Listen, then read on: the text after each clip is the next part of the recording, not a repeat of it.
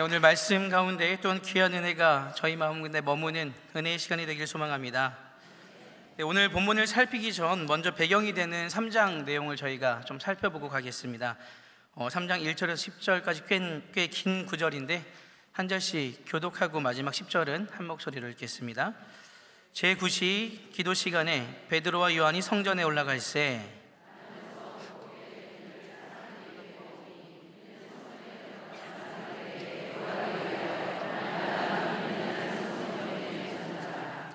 그가 베드로와 요한이 성전에 들어가려 함을 보고 구걸하거늘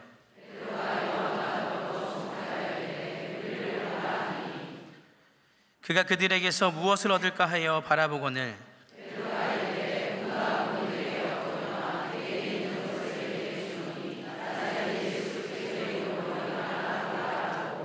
오른손을 잡아 일으키니 발과 발목이 곧 힘을 얻고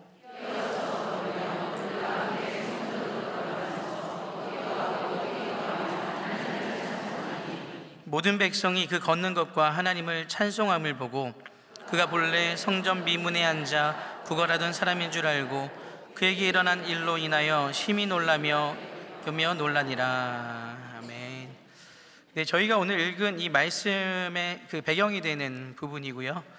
그래서 함께 저희들이 좀 읽어봤습니다. 베드로와 요한이 성전에 기도하러 올라가던, 정해진 시간에 기도하러 올라가던 중에 날 때부터 걷지 못했던 사람을 고쳐주는 장면입니다.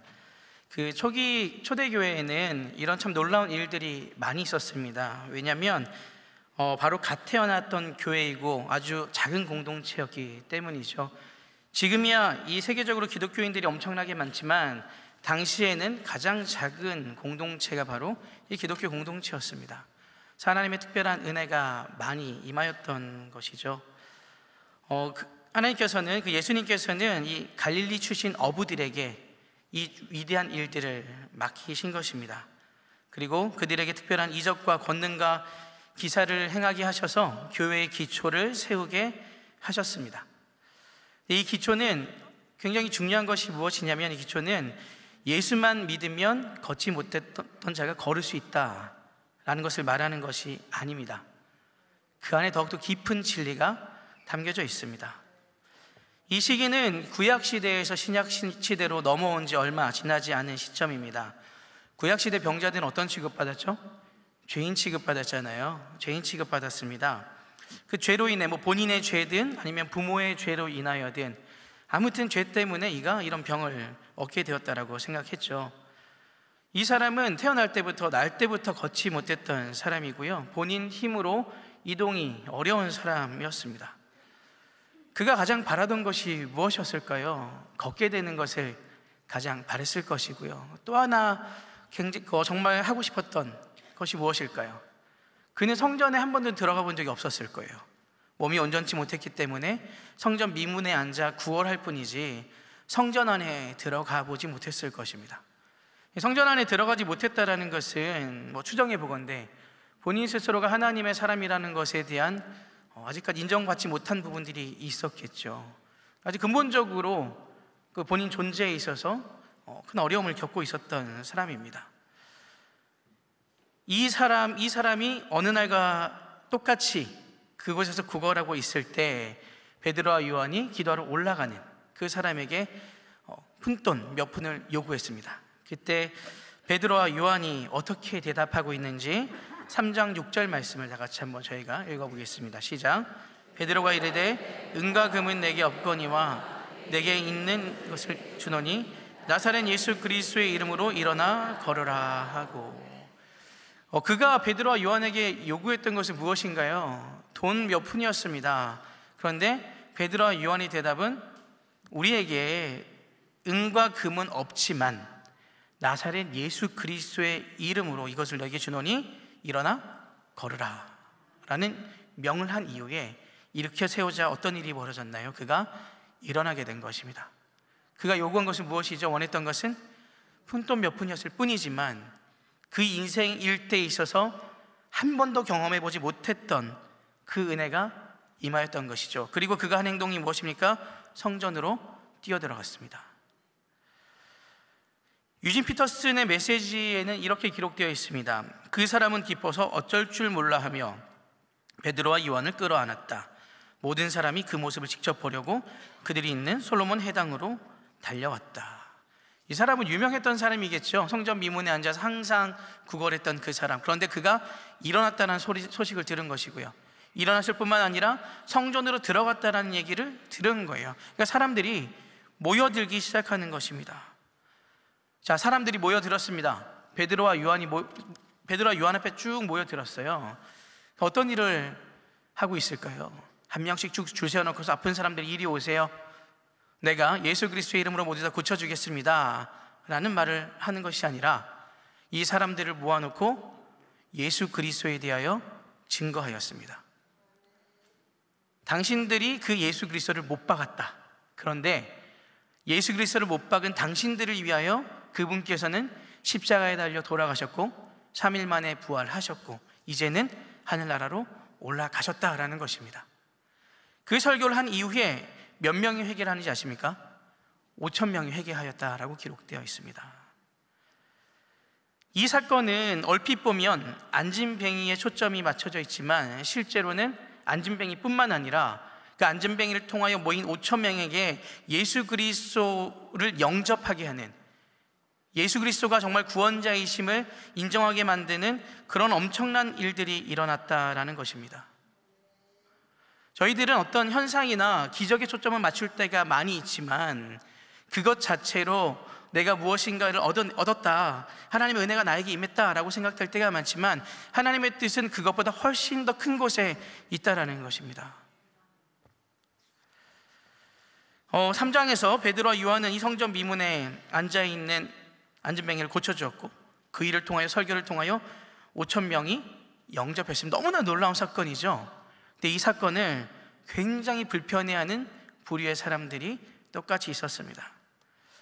예수님에 대하여 말하고 있을 때 제사장, 성전 맡은 자들, 사두개인들이 들이닥칩니다. 그러고 베드로와 요한을 끌고 가죠. 그들에게 최고의 법정에서 묻습니다. 도대체 너희가 어떤 권세로 누구의 이름으로 이 일을 하느냐?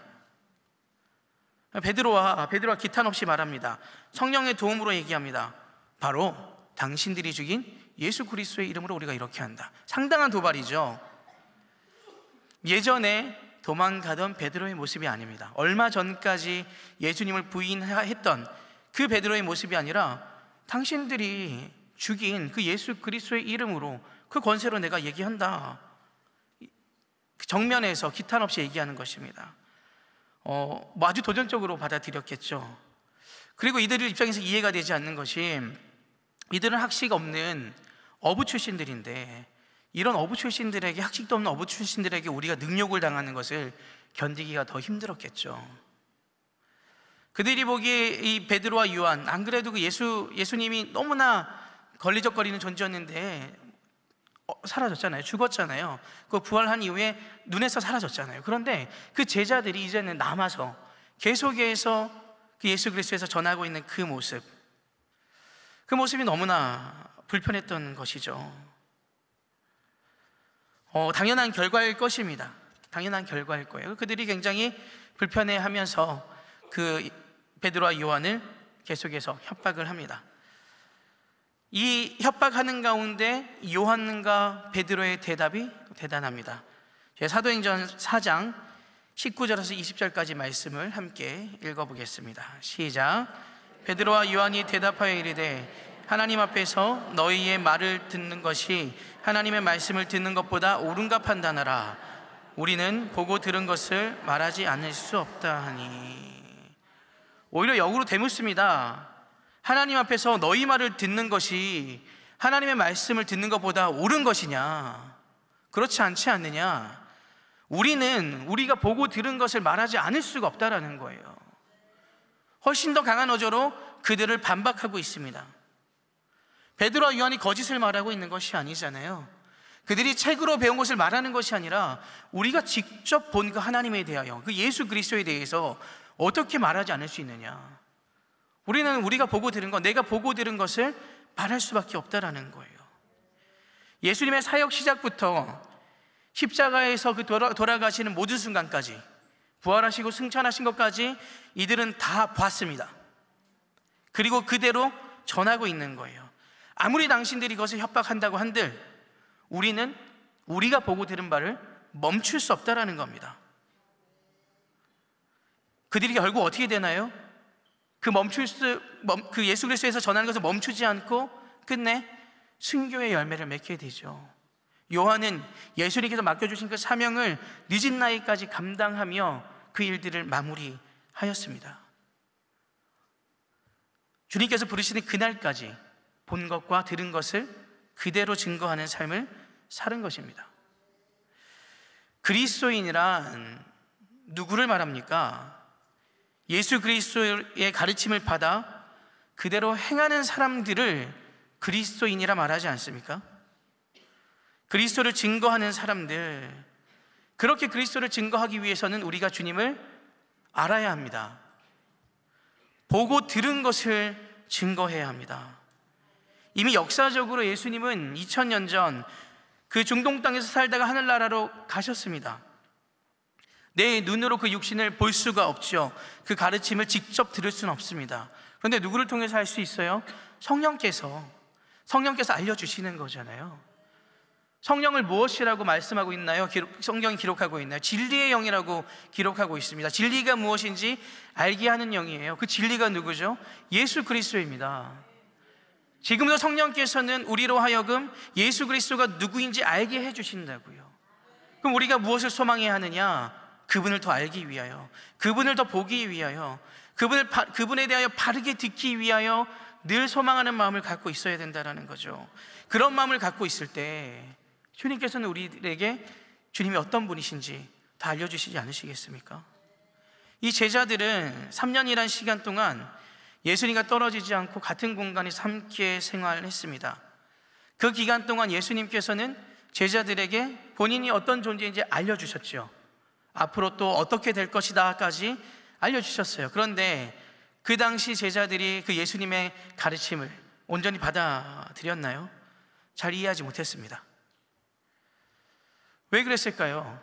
본인들만의 계획이 있었거든요. 예수님의 가르침과는 상관없는 본인들만의 계획이 있었어요. 그때까지 제자들은 온전히 예수님을 이해하지 못했지만 승천하신 이후 성령이 그들에게 임한 후 그들의 영안이 열렸습니다. 그리고 그동안 함께 지내왔던 그들이 보고 들었던 바가 무엇인지 알게 된 것이죠. 욥기 42장 5절에서 6절 말씀입니다. 함께 읽겠습니다. 내가 주께 대하여 귀로 듣기만 하였사오나 이제는 눈으로 주를 배움나이다. 그러므로 내가 스스로 거두어드리고 티끌과 제 가운데에서 회개하나이다. 욥은 하나님께서 정말 너무너무 칭찬을 가득했던 사람이 바로 욥이죠. 하나님의 자랑이기도 하였습니다. 그런데 그런 그에게 왜 뜻하지 않은 고난이 왔을까요? 그의 잘못 때문이 아니잖아요. 하나님은 욥에게 더 많은 하나님을 보여주고 싶었던 것 같아요.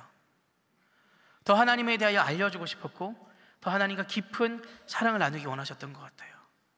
그 시간이 지나자 욥의 고백이 바로 이 고백이지 않습니까? 내가 지금까지 주님께 대하여 듣기만 하였사오는데 그때도 아주 훌륭한 삶을 살았어요. 그런데 이제는 내가 내 눈으로 주님을 배움나이다. 더 깊은 하나님이 어떤 분이신지 보게 되었다는 거예요. 그렇게 보게 되니 어때요? 내가 하나님 앞에 죄인이라는 것을 깨달았다는 거예요. 이게 단순히 내가 죄인이라는 고백보다 그가 하나님을 훨씬 더 많이 깊이 인지했다는 얘기고 하나님이 어떤 분인지에 대해서 더욱더 친밀하게 느꼈다는 뜻입니다. 이 베드로와 요한에게 일어난 일이 바로 이 일입니다. 그가 예수님과 동행하는 가운데 수도 없이 보았고 들었지만 이 이후에 성령께서 그들에게 임하였을 때 주님께서 말씀하신 것이 무엇인지 이해가 되기 시작하였거든요. 그러니 그들이 보고 들은 바를 전하지 않을 수가 없다는 거예요. 우리도 마찬가지지 않습니까? 우리가 그리스도인이라 불리는 자들이 맞습니까? 그렇다면 그리스도를 위하여 무엇을 하고 계십니까? 어떻게 그리스도인으로 살아가고 계십니까? 예배에 참석하고 교회에 봉사하는 것 정도로 우리가 온전한 그리스도인이라 생각하는 것은 아니시겠죠? 우리가 보고 들은 바는 무엇인가요? 우리가 경험한 하나님, 성령께서 알려주시어 깨닫게 된 것뿐만 아니라 이 깨달은 것을 어떻게 삶에서 살아가고 있는가. 책으로만 배우는 하나님, 예수님이 아니라 나의 삶을 통하여 그분과 동행하고 있는 그 주님, 정말 십자가로 인하여 죽을 수밖에 없는 내가 새로운 피조물이 되었고, 그로 인하여 내가 이 세상에서 이 세상의 소망을 두고 살아가는 것이 아니라 하나님 나라의 소망을 두고 살아가고 있는 그 삶을 살아내는 그런 그리스도인들이 되길 소망합니다. 이 믿음은 인지적 동의가 아닙니다. 인지적 동의란, 예를 들어 하나님은 천지의 창조주이십니다, 이것을 믿습니까? 라고 했을 때 네, 하나님은 천지의 창조주이십니다, 내가 그것을 믿습니다 라고 인지적으로 동의하는 것을 얘기하는 거예요. 예수님께서 나의 구원자이십니다 라고 말씀했을 때 네, 예수님이 나의 구원자이십니다 라고 인정하는 것, 그것은 인지적 동의예요. 이 인지적으로 동의하는 것이 믿음은 아니라는 거예요. 믿음은 이 인지적인 동의, 이 영역을 넘어서서 삶으로 나의 믿음을 보이는 것입니다. 입술로는 믿지만 삶으로 믿지 않는 그리스도인들이 너무 많은 거예요. 입술로는 인지적 동의를 하고요, 나의 지성으로는 동의를 해요. 그런데 이 지성과 삶이 일치하지 않는 것입니다. 성경에서 말하는 믿음은 삶으로 하나님께 자기 인생을 투신하고 드리고 사는 것을 바로 성경은 믿음이라고 얘기합니다. 호세아서 6장 6절 말씀이죠. 하나님을 알아야 된다라고 얘기할 때 이 안다라는 표현, 이 야다라는 뜻은 인격적인 관계를 맺는 것을 얘기해요. 누군가 저에 대해서 얘기할 때 이혜련 목사를 알아, 이 부분이 아니라 함께 관계를 맺으면서 살아가는 그 관계, 그게 야다라는 단어를 사용하는 것이거든요. 이 하나님과 인격적인 관계를 맺는 것, 그러니까 하나님을 아는 정도가 아니라 그분께서 원하시는 바가 무엇인지 그것에 대한 관심을 두고 거기에 내 마음을 두고 그대로 살아가는 것, 하나님만을 내 인생으로 주인으로 섬기는 것입니다. 그것이 주님을 나의 구주라고 모신다라고 할 때 적용될 수 있는 말이에요. 두 주인을 섬기는 것이 아닙니다. 오직 한 분, 하나님을 섬기는 것이에요.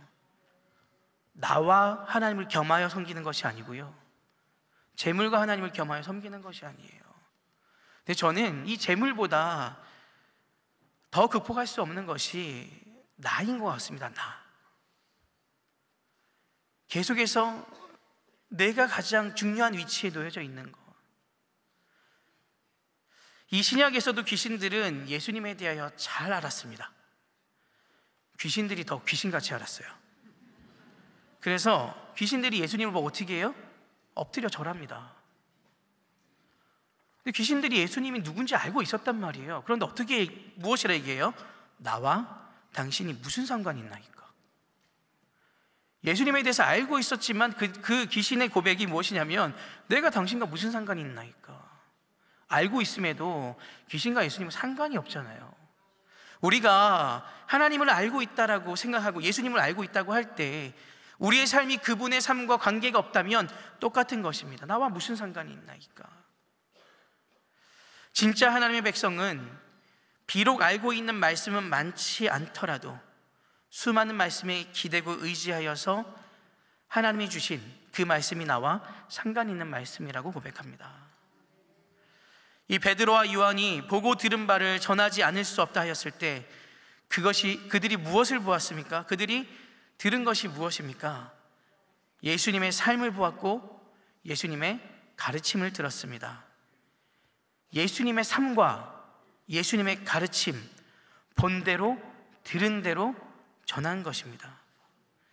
이들의 삶은 그 예수님을 전하는 그 자체가 삶의 목적이었습니다. 예수님의 이름을 빌려서 장사하지 않았습니다. 예수님의 이름을 빌려서 내 것을 추구하지 않았습니다. 예수님의 이름을 빌려서 내 것을 취하려고 하지 않았어요. 자신들의 욕구를 채우려 하지 않았고요, 오히려 자신들의 삶을 버렸습니다. 그들이 예수님과 공생의 기간 동안 어떤 모습이었죠? 예수님의 이름을 빌려서 본인들이 높아지려 했었고요, 예수님의 이름을, 예수님 옆에 붙어서 높은 자리를 차지하려고 하지 않았습니까? 무엇인가 예수님을 통하여 자신의 욕구를 채우려고 했던 그 의지가 있었던 사람들이 예수님께서 승천하신 이후 성령께서 그들의 안에 들어왔을 때 더 이상 예수님의 이름을 빌려서 무엇인가를 하려 하지 않았습니다. 예수님 그 자체를 전하려는 것, 오히려 자신들을 비우고 자신들의 삶을 던진 것입니다. 그들이 본 대로, 그들이 들은 대로 전하며 사는 것이죠. 우리는 무엇을 보고 있습니까? 우리는 무엇을 듣고 있습니까? 베드로와 요한과 같은 것을 보고 듣고 있습니까? 아니면 내가 보고 싶은 것, 내가 듣고 싶은 것만 듣고 있습니까?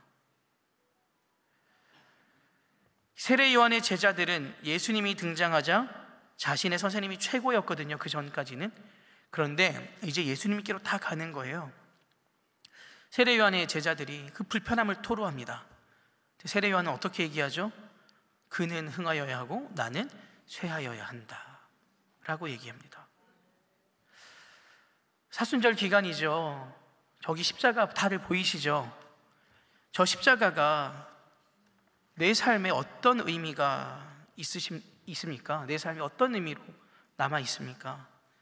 혹시 인지적인 그 믿음 수준으로 우리에게 기억되고 있지는 않습니까? 예수님께서 성육신 하시고 이 땅에서 가르치시고 저 십자가에 달려 돌아가시고 3일 만에 부활하셨지, 나는 그것을 믿어. 이 선에서 혹시 끝나고 있지는 않습니까? 정말 십자가를 바라보면 평안함이 생기시나요? 정말 생기세요? 전 잘 안 생기더라고요. 십자가를 바라보면 내 안에 있는 모든 문제들이 다 해결이 되나요? 맞는 말이긴 하죠. 그런데 이 말이 맞으려면 내 삶을 십자가에 다 내어드려서 나를 비워냈을 때, 더 이상 내 삶의 주인 노릇을 내가 하지 않을 때 우리 안에 평안함이 생기는 것이고요, 주님께서 나한테 중요한 문제라고 생각했던 것들이 더 이상 문제로 여겨지지 않게 되는 것입니다. 저희 십자가에서 바라보는 것만으로, 저 십자가만 쳐다보는 것만으로 문제가 해결되지 않는다고요. 여전히 내가 원하는 바를 향해 신앙생활을 하면서 십자가를 통한 평안은 없습니다. 십자가를 통해 저희들이 기억해야 될 것은, 십자가를 보며 기억해야 될 것은 무엇이냐면 저 십자가는 예수님께서 걸어가신 고난의 길이야. 그리고 예수님께서는 그 길을 끝까지 성실하게 가셨어. 왜요? 나를 사랑하시기 때문에. 이 사실을 인지적으로만 동의하는 것이 아니라 내 삶으로 동의한다면 저 십자가는 단순히 내 삶에 평안을 주고 내 삶을 해결해 주는 그 상징이 아닙니다. 나 또한 마찬가지로 저 십자가의 길을 걸어가겠노라. 저 길이 고난의 길이라고 할지라도, 이 세상에서 추구하는 그 방향과는 다른 길이라고 할지라도 나는 그 길을 걸어가겠노라. 그것을 다짐하면서 봐야 되는 상징물입니다. 우리의 믿음이 이렇게 인지적인 부분에 머물러 있지 않고 내 삶을 주님께 드리는 삶으로 변화되길 소망합니다. 나를 위한 기도가 하나님의 뜻을 위한, 하나님의 나라를 향한 기도로 변해야 합니다. 내 상황을 놓고 하는 기도 당연히 해야 되죠. 그런데 그것이 주가 되었다면 이제는 바뀌어야 됩니다. 하나님의 나라를 향한 기도로. 저에게 물어볼 수 있겠죠. 그런 삶을 살고 있냐고. 저도 그런 삶을 잘 살지 못하고 있습니다. 그런데 그런 삶을 살고 싶습니다. 치열하게 싸우고 있고 치열하게 싸워 나갈 것입니다.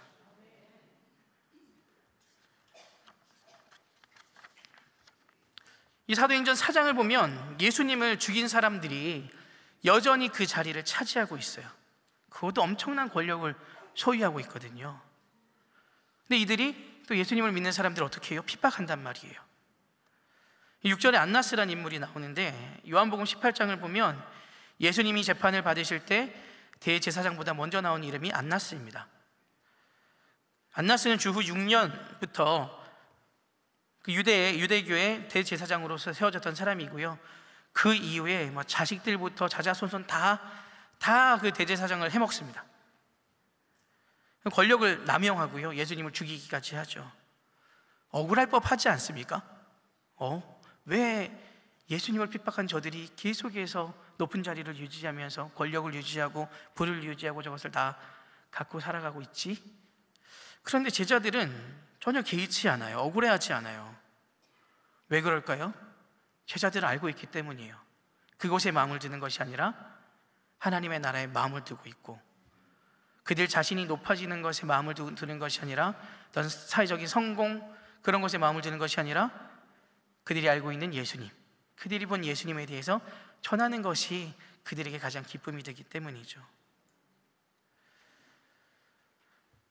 요한복음 17장 14절에서 15절까지 말씀 한번 같이 읽어보겠습니다. 시작. 내가 아버지의 말씀을 그들에게 주었사오매 세상이 그들을 미워하였사오니 이는 내가 세상에 속하지 아니함 같이 그들도 세상에 속하지 아니함으로 인함이니이다. 내가 비옵는 것은 그들을 세상에서 데려가시기를 위함이 아니요 다만 악에 빠지지 않게 보전하시기를 위함이니이다. 그들이 세상에 속하지 않았기 때문에 더 이상 억울하다고조차 생각하지 않았습니다. 그리고 하나님 나라에 소망을 뒀기 때문에 순교까지 하였지요. 예수님께서 그렇게 기도하셨거든요. 그리스도인으로 바로 살아가면 어쩌면 세상이 그들을 미워할 것이다. 왜 그럴까요? 세상과는 다른 방향으로 살아가고 있기 때문이에요. 또 어떻게 말씀하셨어요? 그들을 세상에서 지켜주옵소서. 그 핍박 가운데 넘어지지 않게 하옵소서. 예수 믿으면 무조건 잘 돼야 하고, 예수 믿으면 무조건 고난이 사라져야 하고, 예수 믿으면 자식들이 잘 돼야 하고, 예수 믿으면 세상에 존경받는 사람이 되어야 한다. 성경은 이렇게 말하고 있지 않습니다. 물론 좋은 일이죠. 근데 오히려 세상이 미워할 것인데 예수님께서는 제자들이 세상에 속하지 않게 해달라고 기도하였습니다. 저희 신앙생활 하는 가운데 이 질문을 끊임없이 던져보셨으면 좋겠습니다. 내가 어디에 속해 있는가? 나는 무엇을 보고 있는가? 나는 무엇을 듣고 있는가? 그리고 내가 가장 많이 전하는 것은 무엇인가? 한번 생각해 보세요. 내가 제일 많이 전하는 것이 무엇인지, 어떤 정보들을 가장 많이 다른 사람들에게 전달하는지, 아주 중요한 부분입니다. 지난 몇 주 전 특별 목장 연합 예배를 드렸을 때 이런 찬양을 불렀어요. 하나님의 꿈이 나의 비전이 되고, 아시죠? 하나님의 꿈이 나의 비전이 되고 예수님의 성품이 나의 인격이 되고, 이런 찬양을 불렀단 말이에요. 근데 예배 후에 식사하는데 한 목자님께서 이 말씀을 하시는 거예요. 하나님의 꿈이 나의 비전이 되고 주님의 성품이 나의 인격이 되게 해달라고 오늘 찬양을 했는데, 실제로 생각해 보니 나는 하나님의 꿈에 별로 관심이 없고, 그리고 예수님의 인격을 닮는 노력을 하지 아는 것 같아. 이것이 정말 잘못됐구나라는 것을 깨달았다는 거예요. 너무 당연한 얘기 같은데 당연한 얘기가 아닌 거예요. 저는 정말 대단한 깨우침이고 대단한 통찰력이라고 생각했습니다. 왜냐하면 인지적인 믿음을 깨고 하나님께 나오는 그 순간이었거든요. 내가 좋았다가 아니라 하나님의 그 꿈이 무엇인지 관심을 갖게 되었다라는 거, 그리고 예수님의 성품을 닮아서 나의 인격이 변화되게 돼야 되겠다라는 것을 깨달았다는 겁니다. 베드로와 요한은 핍박이 예상되었지만, 그리고 지금 그 현장에 있지만 그들은 담대히 얘기합니다. 우리가 보고 들은 바를 말하지 아니할 수 없다. 그들이 무엇을 보고 들었는지, 그들이 보고 들은 바가 우리가 보고 들은 바와 똑같은 것이 되었으면 좋겠습니다. 우리의 삶이 하나님의 그 말씀을 온전히 볼 수 있고 온전히 들을 수 있는 눈과 귀가 열리길 소망합니다. 그래서 더 이상 내 삶의 주인이 내가 아닌, 나를 계속해서 내려놓고 죽임으로 십자가 앞에 나아감으로 내려놓음으로 그분이 나의 삶을 통하여 증거되는 삶으로 나아가길 소망합니다. 하나님 편에 서 있길 바랍니다. 하나님을 내 편에 서게 하지 마시고 내가 하나님 편에 서 있는 그런 하나님의 백성들이 되길 소망합니다. 그래서 나눈 것처럼 우리가 보고 들은 바, 내 기준에서 하나님을 내 편에서 만들어서 보고 들은 것이 아니라 내가 하나님 편에 서 있으며 주님께서 말씀하시는 것을 보고 들은 바를 전하는 저희들이 되었으면 좋겠고요. 그리고 헛되게 구했던 그 모든 것들을 다시금 저 십자가 앞에 내려놓고 주님께서 채워주시는 그 은혜로 우리 삶을 가득 채우시는 은혜가 있길 바랍니다.